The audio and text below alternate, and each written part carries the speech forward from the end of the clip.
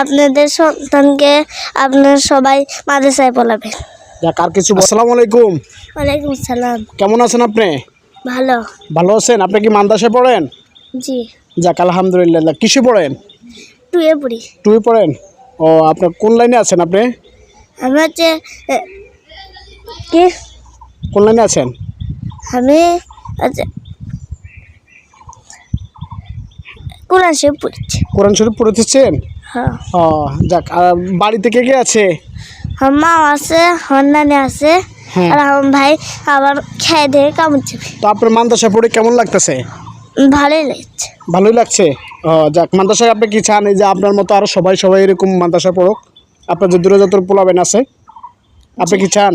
ওই যে এদিকে বলেন, দেখেন যে আপনারা সবাই আপনাদের সন্তানদের অবশ্যই মাদ্রাসা পড়াবেন। আপনি বলেন, বলার আছে ওই দর্শকদের? সালাম আলাইকুম দিয়ে দাও। আসসালামু আলাইকুম। আচ্ছা, ঠিক আছে। আল্লাহ হাফেজ। হ্যান্ডশেক করে যাও। তো দর্শক, আমি একটা মাদ্রাসার ছেলেকে একটা নিয়েছি। তো দেখি ওই ছেলেটার, দেখেন যা তার মন্তব্য ছিল সে তাই বলল। তো আমি নিজে আসলাম এই জায়গায় ঘুরতে ঘুরতে, আস্তে আস্তে একটা ছেলেকে পাইলাম। দেখার পরে তাকে ভিডিও করে তার মন্তব্য নিয়েছি।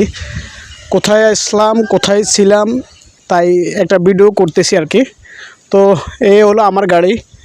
এই গাড়ি দিয়ে আমি ওই জায়গায় মাল নামাইলাম। তো ভাবলাম একটা ভিডিও করি। তো ভিডিও করতে করতে এই ছেলেকে পাইলাম সামনে, তাকে ধরে আর কি শুরু করলাম।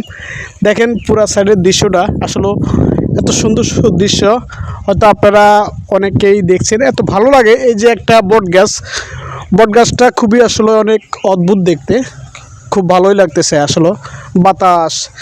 তো এই পর্যন্ত ভিডিও আজকে শেষ করলাম। যদি ভিডিওটা ভালো লেগে থাকে তাহলে অবশ্যই আপনারা আমাকে একটু মতামত জানাবেন। আসসালামু আলাইকুম।